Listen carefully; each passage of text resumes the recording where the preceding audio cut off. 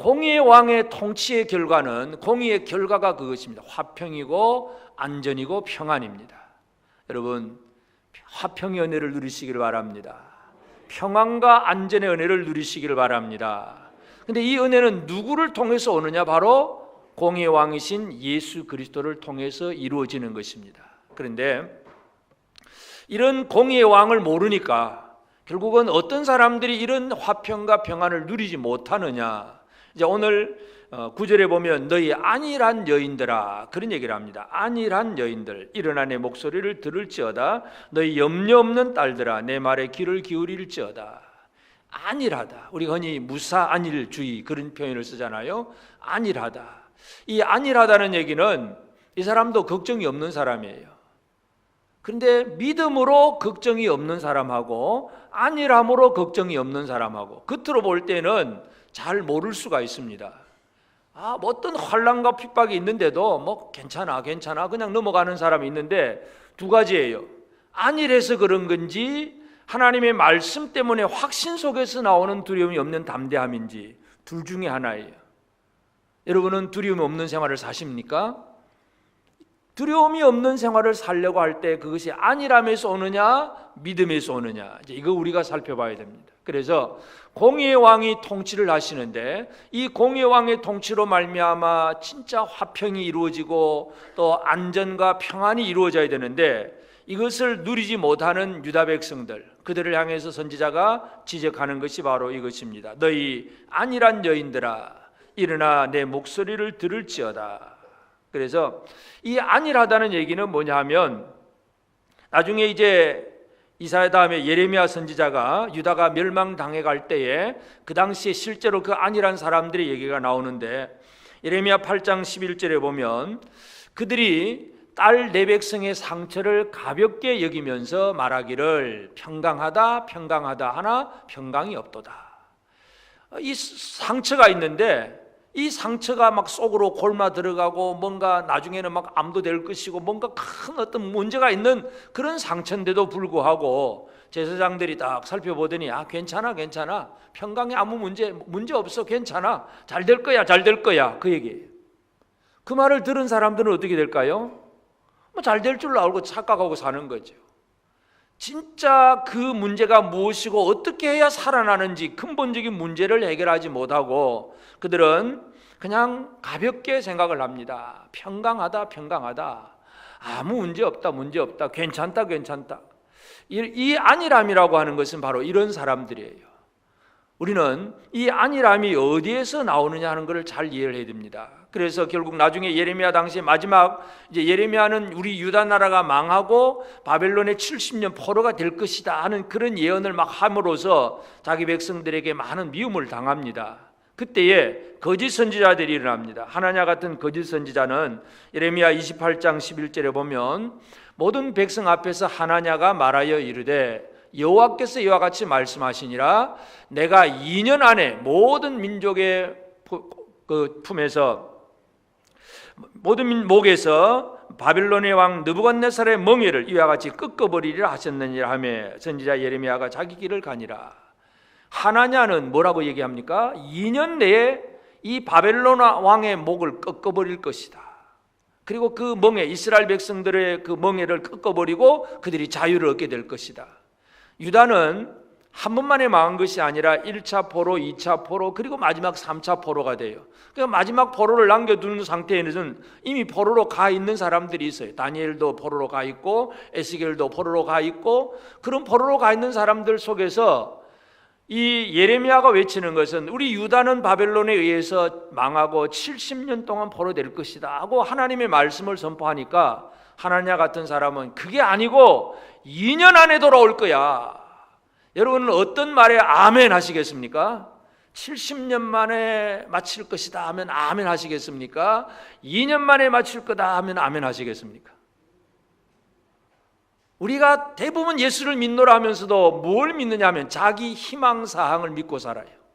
하나님의 말씀을 믿는 게 아니라 내 희망, 이렇게 되었으면 좋겠다 믿사오니 하나님 그렇게 될 줄로 믿습니다. 언제 하나님 그렇게 말씀하셨어요?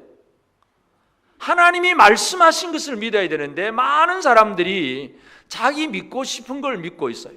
그래서 우리는 괜찮아, 2년 만에 다 잘 될 거야, 잘 될 거야. 이게 아니란 사람들의 얘기입니다. 지금도 이 시대에 공의의 왕의 진정한 통치를 받지 못하는 사람들의 문제는 바로 안일함이에요. 그래서 이 안일한 사람들은 문제없이 그냥 슬슬 넘어가긴 하는데 그 다음에 그들은 어떤 문제를 당하게 되느냐 하면 10절에 보면 너희 염려 없는 여자들아 1년 남짓 지나면 너희가 당황하리니 포도수확이 없으면 열매 거두는 일이 이르지 않을 것임이라. 1년 지나면 당황하게 될 것이다. 여러분, 안일함의 결과는 뭐냐 하면 당황함이에요. 왜 그럴까요?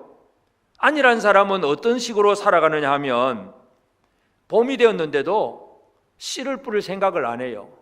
왜 그럴까요? 하나님 복 주실 거니까, 하나님 은혜 주실 거니까, 하나님 잘해 주실 거니까 나는 괜찮아 또 잘 되겠지, 잘 되겠지. 근데 열심히 씨를 뿌려야 되잖아요. 씨를 뿌리고 가꾸는 일을 해야 되잖아요. 근데 괜찮다고 생각을 했어요. 근데 가을에 추수 때 가보니까 어떻게 됩니까? 남의 밭은 다 열매가 있고 다 뭔가가 있는데 내 밭에는 뭐예요? 아무것도 없는 거예요. 그때서야 당황한다는 얘기입니다. 안일함의 결과는 당황함이에요. 전도서 11장 4절에 보면 풍세를 살펴보는 자는 파종하지 못할 것이요 구름만 바라보는 자는 거두지 못하리라. 이 말이 무슨 말이냐면 풍세를 살펴보는, 바람 부는 걸 살펴보는 거. 이거 오늘은 바람 많이 부네. 이거 오늘은 비 오네. 오늘은 이거 안 되겠다. 오늘은 내일 하지. 늘 풍세를 바라보면서 이 핑계 저 핑계 하면서 다음에 하지. 내가 좀 이따 하면 되지. 늘 그런 거예요. 파종하지 않는 거예요. 씨를 안 뿌려요. 구름만 바라보고 있어요. 이제 땅이 메말랐는데 땅이 메말르면 어떻게 해야 됩니까? 우물을 길어서라도 물을 주어서 땅에 뭔가를 적시면서 해야 되잖아요. 그런데 비만 쳐다보는 그 하늘만 쳐다보고 하나님이 구름 안 주시고 비 안 주시니까 우리 못해 그러면서 그냥 아무것도 안 하고 있어요. 이것이 바로 안일한 사람들의 얘기예요. 이 사람들은 마지막 결론이 뭐예요? 거두지 못할 것이다. 거둘 것이 없는 거예요. 그래서 거둘 것이 없으니까 12절에 보면 그들은 좋은 밭으로 인하여 열매 많은 포도나무로 인하여 가슴을 치게 될 것이니라. 여러분, 좋은 밭, 열매 많은 이 밭을 보면 왜 가슴을 쳐야 됩니까? 그 밭이 내 밭이 아니라는 얘기. 이 옆집 사람 밭이에요. 옆집은 열심히 농사해서 열매가 이렇게 잘 됐는데 내 거는 뭐예요? 아무것도 거둘 것이 없어. 그때 할 일이 뭐예요? 가슴을 치는 일밖에 없는 거예요. 안일한 사람의 결론은 바로 당황함입니다. 여러분, 예수님께서 이 미련한 여인, 슬기로운 여인과 미련한 여인을 비유로 말씀을 합니다. 마태복음 25장 8절에 보면 미련한 자들이 슬기 있는 자들에게 이르되 우리 등불이 꺼져가니 너희 기름을 좀 나눠달라. 여러분, 이 마태복음 25장에 이 미련한 여인, 슬기로운 여인의 비유는 유대인들의 그 결혼식 잔치를 하는 비유예요. 그 유대인들의 결혼식은 신랑이 신부의 집으로 이제 찾아옵니다. 그런데 맨날 몇 시에 갑니다 하고 이렇게 시간 약속하고 오는 것이 아니라 그냥 온다고 하는 거예요. 오는 거예요. 그러면 아침부터 밤늦게까지 신부와 그 신부의 친구들은 그 신랑을 맞이하려고 기다립니다. 밤이 되면 또 불을 켜놓고 기다려야 되잖아요. 캄캄하게 어떻게 기다리겠습니까? 그래서 좀 슬기 있는 여자들은 어떻게 합니까? 등불도 있지만 이 등불이라는 게 이게 요즘 말로 하면 배터리가 얼마만큼 1시간, 2시간 방전되면 안 되잖아요. 그러면 보조 배터리를 가져야 되잖아요. 지혜로운 사람은 배터리 외에도 보조 배터리 달고 뭔가 충전기 달고 어떻게 하든지 그냥 준비하는 거예요. 기름과 등불을 동시에 준비를 하는데 미련한 여자는 등불 하나만 딱 준비를 하는 거예요. 요거면 되겠지, 잘 되겠지, 빨리 올 거야. 그러다가 늦게 신랑이 안 오고 이제 기름은 다 떨어져 버렸어요. 다 떨어지고 이제는 내 등불이 없는데 신랑이 왔어요. 어떻게 할 거예요? 그러면 불을 켜야 되는데. 그래서 슬기로운 여자들에게 나눠달라고 하니까 우리 쓸 것도 부족하니까 저가 시장 가서 사오라 그럽니다. 그러니까 가는 도중에 신랑은 하고 결혼식 문은 닫혀버리고 나중에 늦게 와도 문을 두드려도 소용이 없다. 예수님의 그 비유가 뭐겠습니까? 미련한 사람들이 결론이 뭐냐 하면 당황하게 될 것이고 가슴을 치게 될 것입니다. 여러분, 가슴을 친다는 얘기가 뭐예요? 나중에 후회하고 탄식한다는 얘기입니다. 지금 하나님 앞에 우리가 할 일을 제대로 하고 받을 은혜를 누리는 사람은 가슴 칠 일이 없어요. 근데 지금 평안하게 안일하게 잘 별 문제 없이 잘 살았어요. 그러나 때가 되어서 거둘 때가 되면 없는 사람은 가슴을 치게 될 것입니다. 지금 여러분이 안일하게 살고 있는지, 제대로 하나님 앞에 믿음으로 말씀으로 살아가고 있는지 스스로를 한번 잘 돌아볼 필요가 있습니다. 그러면 왜 이렇게 안일함이 나오느냐? 안일하게 되는 그 원인이 뭐냐면, 이제 하나님께서 이 유다를 이제 회복시켜 주실 때 어떻게 회복시켜 주느냐 하면 15절에 마침내 위에서부터 영을 우리에게 부어 주시리니, 영을 부어 주신다 그랬어요. 그러니까 안일하다는 얘기는 뭐냐 하면 하나님이 부어 주시는 영에 의해서 살지 아니하고 육으로 사는 것이 바로 안일한 자들의 삶이에요. 우리 사람은 육체가 있고 또 하나님이 부어주시는 영이 있습니다. 이 영으로 생각하고 영으로 판단하고 영으로 모든 일을 이루어가는 사람은 깨어있는 사람이고, 이 안일한 사람은 영이 없는 사람들이에요. 영이 부어지기 이전에 육체적인 삶을 살아가는 거예요. 이 육체적인 삶을 살아가는 가장 대표적인 예가 노아 홍수 이전의 사람들 얘기입니다. 창세기 6장 2절에 보면 하나님의 아들들이 사람의 딸들의 아름다움을 보고 자기들이 좋아하는 모든 여자를 아내로 삼는지라. 분명히 창세기 4장과 5장에 보면 이 셋의 계통, 거룩한 이 하나님의 백성들의 계통이 있고 또 이 가인의 계통이 있어요. 그래서 이 4장 가인의 계통과 5장의 셋의 계통이 두 계통이 있는데, 이제 6장에 와서 하나님의 아들들이 사람의 딸들의 아름다움을 보고, 그래서 이 하나님을 가까이 하고 하나님의 뜻대로 살아가는 것이 아니라 자기 눈에 보기 좋은 대로 산다는 얘기예요. 육체로 살아가는 삶. 그래서 창세기 6장에서 하나님의 영이 그들과 함께하지 않겠다고 떠나버리겠다고 합니다. 하나님의 영이 떠나버리면 결론이 뭐예요? 멸망이에요.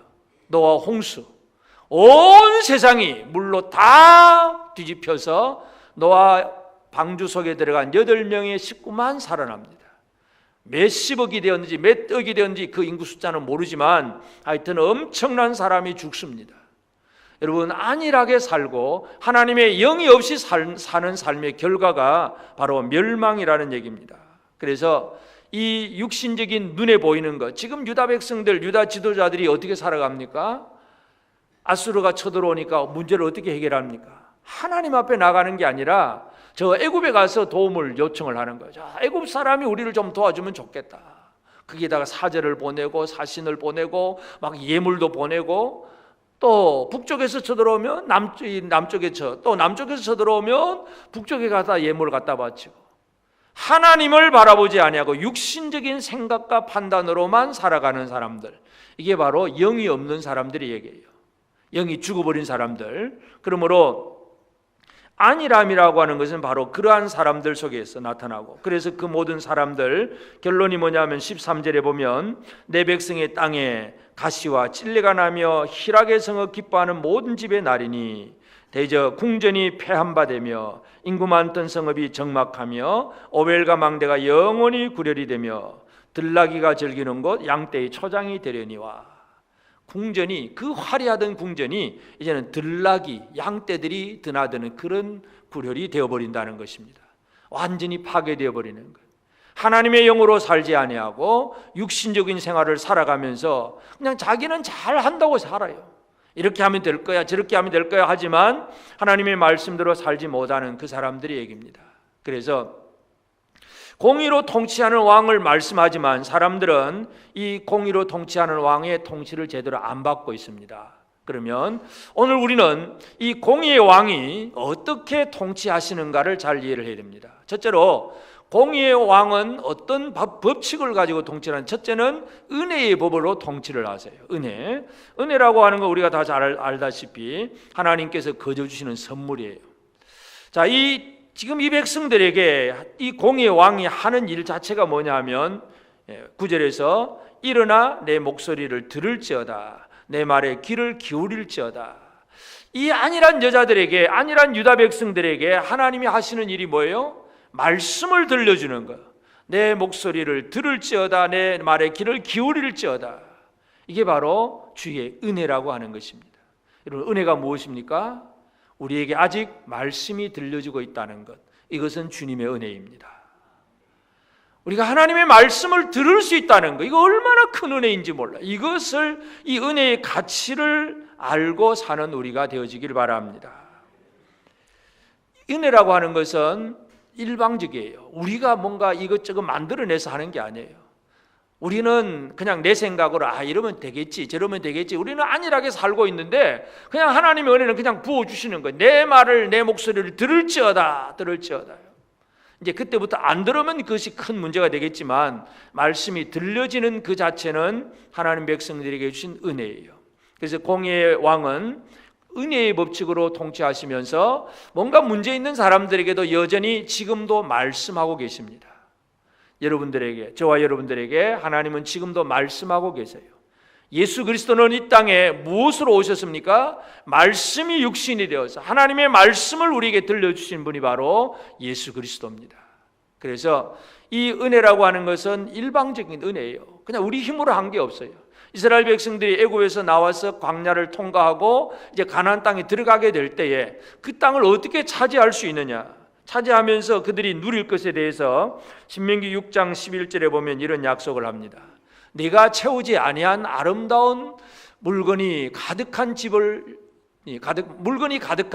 얻게 하시며, 내가 파지 아니한 우물을 차지하게 하시며, 내가 심지 아니한 포도원과 감람나무를 차지하게 하사 내게 배불리 먹게 하실 때에, 여러분, 하나님이 이스라엘에게 주신 은혜는 특별한 은혜예요. 심지도 아니하고 우물도 안 파고 아무것도 안 했는데 가나안 땅 가서 다 차지하겠다는 얘기예요. 하나님의 은혜의 법칙입니다. 공의의 왕은 자기 백성들에게 은혜를 주십니다.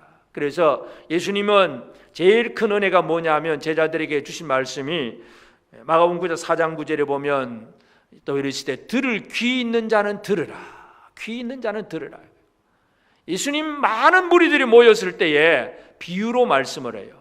어떤 사람이 씨를 뿌리니까 이 씨는 길가에 떨어지고 뭐 또 돌밭에 떨어지고 이렇게 떨어졌다. 그런데 나중에 보니까 아무것도 거둘 것이 없더라. 그 정도 얘기로 들어버리면 그런가 보다 하고 지나갑니다. 그러면서 예수님 뭐라 그럽니까? 들을 귀 있는 자는 들으라. 씨는 말씀이고 밭은 사람의 마음인데 이러이러한 마음으로서는 말씀을 받을 수가 없다. 제대로 하나님의 말씀을 받을 수 있는 마음이 되어져야 결실할 수 있다. 이게 깨닫게 하시는 예수님이에요. 그래서 복이 뭐냐, 은혜가 뭐냐, 하나님의 말씀이 우리에게 들려지는 것. 그래서 공의의 왕이 이 땅에서 열심히 하신 것이 뭐냐 하면 말씀을 주신 거예요. 그 다음에 공의의 왕은 은혜의 법칙으로 우리에게 말씀도 주시지만 또 한 가지 중요한 것은 공의의 왕은 자연의 법칙을 가지고도 통치를 하십니다. 은혜라고 하는 것은 자연의 어떤 법칙을 거스르는 아주 특별한 경우에 심지 아니한 그 곡식, 파지 아니한 우물, 내가 채우지 아니하는 그 집, 그런 것들을 얻게 하는 것은 특별한 경우에 한 번씩 그렇게 어쩌다가 보여지는 것이지만 대부분 일상적인 모든 삶 속에서는 공의의 왕은 자연 법칙으로 통치를 합니다. 자연의 법칙이 뭐예요? 자연 법칙이라고 하는 것은 심은 대로 거두는 거예요. 안 심으면 거둘 것이 없고, 우리 속담에도 콩 심으면 콩을 나고 팥을 심으면 팥이 나고 심은 대로 거두는 것, 이게 자연 법칙이에요. 그래서 갈라디아서 6장 7절에 보면 스스로 속이지 말라. 하나님은 업신여김을 받지 아니하시나니 사람이 무엇으로 심든지 그대로 거두리라. 사람이 무엇으로 심든지 그대로 거둘 거다. 별것도 아닌 것 심어놓고 많은 것을 거둘 거라고 착각하는 것은 자기를 속이는, 아주 자기 속이는 어리석은 사람이에요. 자기가 자기를 속이니까 스스로 바보가 되는 거죠. 별것도 안 해놓으면서 잘 될 거야, 우리는 괜찮아, 우리는 잘 될 거야, 그냥 막연하게 잘 된대. 이게 바로 자기를 속이는 생활이에요. 그런데 자연의 법칙이 뭡니까? 사람들이 안 심으면 공의의 왕은 어떻게 하신다고요? 안 심은 데는 안 나게 하시는 거죠. 안 심어도 나게 하셔야 되는데 그건 특별한 은혜, 어떤 경우에 특별한 때 한번 이루어지는 것이지만 대부분의 삶은 뭐예요? 자연 법칙이에요. 심은 대로 거두게 하십니다. 안 심으면 내버려 두십니다. 그래서 그걸 내버려 두니까 결국 그들은 마지막에 당황하게 되고 가슴을 치게 될 것입니다. 왕이신 예수 그리스도가 세상을 다스리신다는 것, 이 다스림이라고 하는 건 우리 그냥 은혜만 생각하기 쉬워요. 분명히 은혜도 중요합니다. 그러나 은혜와 함께 이 왕이신 예수님이 세상을 다스리는 것은 자연의 법칙으로도 다스리고 계신다는 것을 기억을 해야 됩니다. 우리가 흔히 지구온난화 이런 얘기들 많이 하잖아요. 요즘 또 갑자기 더워지니까 아이고 겨울에서 바로 봄도 없이 여름 넘어갔다. 이거 날씨가 어떻게 되는지 모르겠다. 우리는 여러 가지 그런 얘기 많이 하잖아요. 그게 다 어떻게 해서 그걸 이루어지는 겁니까? 다 사람들이 뭔가 심어 놓았기 때문에 그런 거예요. 그 사람들이 그걸 알고 이산화탄소, 이 탄소를 좀 배출을 안 해야 되는데 이런저런 많은 얘기를 많이 하잖아요. 결국 사람들이 해놓은 것 때문에 결론이 이 세상에 그런 기후변화, 여러 가지 자연재해 이런 것들이 많이 나타난다는 거예요. 이게 자연의 법칙이에요. 왕은 그렇게 다스리십니다. 첫째는 은혜의 법칙이지만 둘째는 자연의 법칙이에요. 그런데 중요한 것은 이러한 고통당하는 자들에게 이 공의의 왕은 세 번째 영의 법칙을 가지고 사람들에게 영을 주신다고 말씀합니다. 마침내 위에서부터 영을 우리에게 부어주시리니. 그래서 이 회복이라고 하는 것은, 인간이 회복된다는 것은 그냥 몸이 아프던 사람이 그냥 안 아픈 것, 이 정도로만 끝나버리면 그건 병원 가서도 할 수 있어요. 그러나 진정한 회복은 사람의 영이 회복되는 것입니다. 그 영이 회복되어서 육체도 아울러 회복되는 것을 완전한 회복이라고 얘기할 수 있겠는데, 하나님이 영을 부어주심으로 공의가 살아납니다. 그래서 부어주시리니 광야가 아름다운 밭이 되며 아름다운 밭을 숲으로 여기게 되리라. 광야가 아름다운 밭이 되는 거예요. 아름다운 숲을, 그래서 많은 열매를 거둘 수 있는 것. 그래서 그때에 정의가 광야에 거하며 공의가 아름다운 밭에 거하리니 공의의 열매는 화평이요 공의의 결과는 영원한 평안과 안전이라. 이 하나님의 영을 부어주심으로 그 진정한 화평과 평안이 이루어지는 것입니다. 예수 그리스도가 사람들에게 약속하신 게 뭐예요? 제자들에게 약속하신 게 뭐예요? 내가 하늘로 가서 또 다른 보혜사를 너에게 보내주겠다. 보혜사를 보내주겠다고 얘기하잖아요. 이 보혜사 성령을 보내주심으로 제자들이 진짜 하나님의 일꾼으로 세워지고 놀라운 하나님의 일을 이룰 수 있는 그런 사람으로 활동을 하게 됩니다. 구약의 에스겔 선지자에도, 에스겔 선지자는 바벨론의 포로가 되어 있던 상태에서 말씀을 전하는 사람이에요. 그래서 자기도 바벨론 포로가 되어 있고 또 주변에 포로된 유다 백성들이 많습니다. 그래서 그들에게 하나님의 회복을 얘기하는데, 에스겔 선지자가 회복을 얘기할 때에 에스겔 36장 26절에 보면 또 새 영을 너희 속에 두고 새 마음을 너에게 주되 너희 육신에서 굳은 마음을 제거하고 부드러운 마음을 줄 것이며 새 영, 새 마음을 줄 것이다. 회복은 여기에서 시작이 됩니다. 그래서 예수 그리스도께서 성령을 보내주시는 것이 바로 우리의 회복의 시작입니다. 주님이 보내신 성령으로 충만하십니까? 자신 있게 아멘이 잘 안 되십니까? 예수 그리스도는 우리에게 말씀하시는 분이에요. 그게 은혜의 시작입니다. 그러면서 자연의 모든 걸 다스려 가시지만 또 진정한 회복을 누구에게 어떻게 이루어 주십니까? 주님의 그 영을 보내어서 사람들을 진정한 회복시키는 은혜를 누리게 합니다. 그러므로 이제 오늘 우리가 어떻게 살아가야 되느냐? 지금도 왕이신 예수 그리스도의 통치를 받는 우리가 되어져야 됩니다. 이 세상의 어떤 정치적인 그런 왕이 아니라 이 온 우주, 온 세상을 다스리시는 예수 그리스도 하나님 나라 백성으로서 공의의 왕의 통치를 제대로 받아야 됩니다. 그래야 영원한 평안, 또 결과, 화평, 영원한 평안과 안전, 이러한 것들을 누리게 됩니다. 그러려면 제일 우리가 먼저 해야 될 일이 뭐겠습니까? 우리가 안일하면서 깨어나야 됩니다. 안일하면서 깨어나는 방법은 뭡니까? 들을지어다. 말씀을 들을지어다. 말씀에 대해서 어떻게 하든지 말씀을 들으려고 하는 것, 깨어있는 영적 긴장감, 이것이 우리에게 필요합니다. 하나님의 말씀에 대해서 깨어있지 못한 사람들은 자기 생각을 믿고 삽니다. 자기 생각으로 판단하고 자기 희망사항으로 살아가는 사람은 결국은 그것으로 인해서 망할 수밖에 없습니다. 안일한 사람의 결론이 멸망이에요. 잠언 1장 32절에 보면 어리석은 자의 퇴보는 자기를 죽이며 미련한 자의 안일은 자기를 멸망시키려니와. 이 안일함, 말씀이 없는, 하나님의 말씀이 없는 안일함은 자기를 결국 멸망을 시키는 겁니다. 여러분, 말씀을 들으려고 애를 써야 됩니다. 언제 어떻게 들으려고 애를 쓰십니까? 제가 어제 아주 누군가의 강력한 추천 때문에 영화를 한 편 보고 왔습니다. 교회 오빠라고 하는 영화, 보셨는지 안 보는지 모르겠지만 그게 이제 이관희 집사라고 하는 그 마지막 그 암 투병을 하면서 마지막 그 죽는 그 한 2, 3년간의 기록을 이제 그 영화로 만들었더라고요. 뭐 여러 가지 할 얘기가 많지만 그 제일 마지막에 마지막 죽음 직전에 그 완전히 쓰러져서 이제 그냥 얼마나 아프겠어요. 그래서 병원에서 이제 몰핀 주사를 놔주겠다고 하는데도 그 몰핀 주사를 안 맞겠다고 합니다. 아내가 맞으라고 해도 안 맞겠다고 합니다. 왜 안 맞느냐? 이 몰핀 주사를 맞으면 내가 이 정신이 혼미해진다. 정신이 혼미해지면 누군가 내 옆에서 하나님의 말씀을 읽어줄 때 내가 제대로 알아듣지 못한다. 나는 비록 아프더라도 말씀을 듣는 것이 더 우선이다. 여러분, 제가 그 영화 보면 그 마지막 제가 제일 마지막 느낀 것이 그것인데, 하나님의 말씀을 들으려고, 하나님의 말씀을 좀 더 분명히 들어보려고 이 진통제 몰핀 주사를 안 맞겠다고 하는 그 고백, 참 대단한 분이다 하는 생각이 들어가요. 여러분, 그러실 수 있겠습니까? 그렇게 죽는 건 결코 억울한 죽음이 아니에요. 마지막까지 말씀을 듣고 하나님 앞에 간다는 것은 얼마나 큰 복인지 몰라요. 이 세상에서 아무리 잘 먹고 잘 살아도 하나님의 말씀이 없이 살아가는 사람은 은혜 받지 못한 사람이고, 말씀을 듣는 사람이 은혜 받는 사람이에요.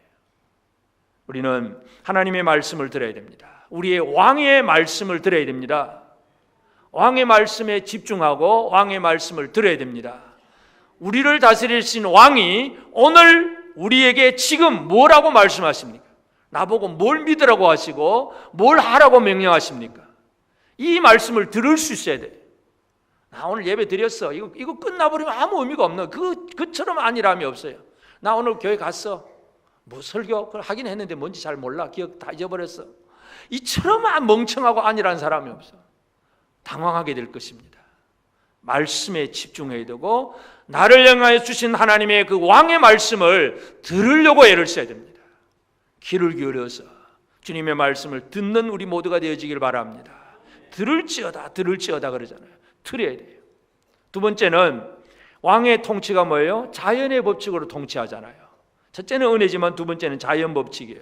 그래서 제일 마지막 20절에 무슨 말씀이 있느냐 하면, 모든 그 물가에 씨를 뿌리고 소와 나귀를 그리로 모는 너희는 복이 있느니라. 결론이 뭐냐요? 모든 물가에 씨를 뿌리고 소와 나귀를 그리로 몰고 뭔가 밭을 갖고 일하는 그 사람이 복이 있느니라 하는 말씀이에요.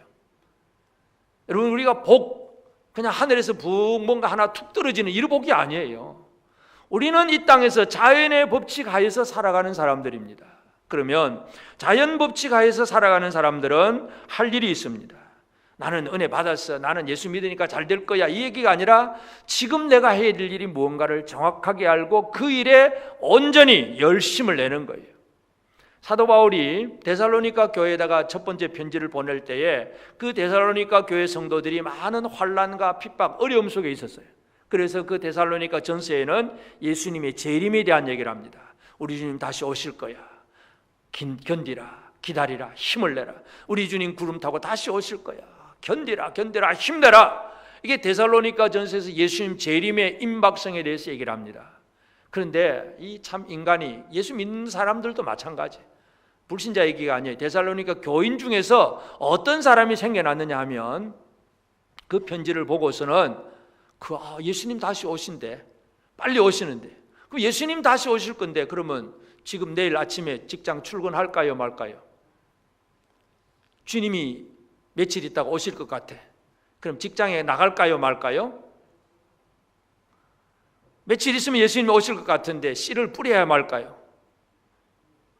이런 사람이 생긴 거예요. 데살로니가 후서 3장 10절 11절에 보면 우리가 너희와 함께 있을 때에도 너희에게 명하기를 누구든지 일하기 싫어하거든 먹지도 말게 하라 하였더니 우리가 들은즉 너희 가운데 게으르게 행하여 도무지 일하지 아니하고 일을 만들기만 하는 자들이 있다 하니 이상한 사람이 생긴 거예요. 예수님 재림 어서 오시옵소서 그러면서 주님 재림할 때 가까웠는데 뭐 할 일 뭐 있냐. 특별히 이단들에게서 제일 많이 강조되는 게 뭐예요? 주님 다시 오실 때가 다 됐다. 이 땅은 환란의 땅이다. 우리 다 평안의 땅으로 가자. 아주 기쁨의 땅으로 가자. 재산 다 팔아라. 이 땅의 재산 아무 소용이 없다. 다 가져와라. 다 가져와라. 다 가져와서 이단들이 재산이 얼마나 많은지 몰라. 참 한심한 것은 예를 잘 되던 교회들도 가만 보니 예배당 건물이 어느 날 갑자기 보면 이단 하나님의 교회 갖다 붙여놓고 그 돈들이 어디서 다 나겠습니까? 전부 그 얘기예요. 주님 재림이 가까웠는데 뭐 이 땅에 아웅다웅 살겠느냐? 그냥 우리 열심히 내고 마지막 한번 잘 살아보자 그제요. 근데 성경은 그 얘기가 아니에요. 성경은 자연 법칙 아래서 살아가는 사람들은 오늘도 씨를 뿌려야 되고 내일 주님이 오신다고 할지라도 누군가 말했던 것처럼 사과나무도 심어야 되고 포도나무도 심어야 되고 할 일을 열심히 해야 된다는 얘기입니다. 예수 믿는다고 해서 일 안 하는 사람 그보다 어리석은 사람이 없어요. 직장에 가서 난 예수 믿으니까 성경 봐야 돼 그러면서 직장에서 일 안 하고 성경만 보고 있다. 그것도 어리석은 일이에요. 할 일을 제대로 잘하는 사람이 되어져야 됩니다. 그래서 어떤 사람이 복이 있느냐? 모든 물가에 씨를 뿌리고 소환하기를 그리로 모는 너희는 복이 있느니라. 할 일을 제대로 하는 것. 그래서 자연의 법 아래에서 사는 우리는 우리가 맡은 일에 최선을 다하고 온 힘을 다해서 열심히 일하는 사람이 되어져야 됩니다. 그래야 자연을 통해서 주신 하나님의 복을 누리게 되는 것입니다. 마지막으로 우리는 우리 육으로 사는 자가 아니라 하나님의 영으로 사는 자가 되어져야 됩니다. 이제 열심히 일한다고 해서 그냥 이 영을 도외시하고 육신적인 일만 열심히 하고 있으면 그것도 문제예요. 진정한 공의의 결론은 이 화평과 평안과 안전은 하나님이 부어주신 영으로 말미암아 이루어지는 일입니다. 그래서 우리에게 부어주신 영으로 우리가 뭔가를 시작을 해야 됩니다. 갈라디아서 6장 8절에 보면 자기의 육체를 위하여 심는 자는 육체로부터 썩어질 것을 거두고 성령을 위하여 심는 자는 성령으로부터 영생을 거두리라. 여러분 썩어질 것을 거두고 싶습니까? 영생을 거두고 싶습니까? 두말하면 잔소리지. 뭘 거두고 싶습니까? 영생을 거두고 싶잖아요. 그러면 뭘 심으라고요? 성령을 위하여 영적인 부분을 가지고 심어야 됩니다. 육체를 가지고 열심히 하는 거 당연히 해야 되긴 하지만 영이 없는 육신적인 열심만 가지고 살면 썩어질 것만 거둡니다. 그런데 우리는 그것이 우리의 소망이 아니잖아요. 우리의 소망은 영생이잖아요. 그렇기 때문에 우리는 성령으로 심고 영생을 거두는 것, 이건 하나님이 우리에게 주시고자 하시는 복이에요. 공의의 왕 통치하시는 예수 그리스도가 우리에게 주시고자 하는 복이 바로 이것입니다. 여러분 이 땅에서 부자 되기를 사람들이 다 원하잖아요. 부자 되세요 하면 그 싫어하는 사람 있습니까? 옆 사람에 한번 얘기해 보세요. 부자 되세요 한번 해보세요. 싫다 그런 사람 있습니까? 다 좋아하지. 근데 그 부자가 뭐냐 하면 썩어진 것이 부자예요. 이 땅에 있는 모든 것들이 결국은 다 썩어지는 거잖아요. 그거 많이 쌓아둔들 우리나라의 이건희 회장이 뭐 식물인간처럼 누워있으면 그 돈이 얼마나 많은데 무슨 의미가 있습니까?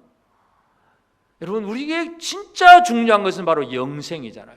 영원한 생명, 성령으로 심고 영생을 거두리라. 이것이 바로 우리에게 주신 하나님의 약속이에요.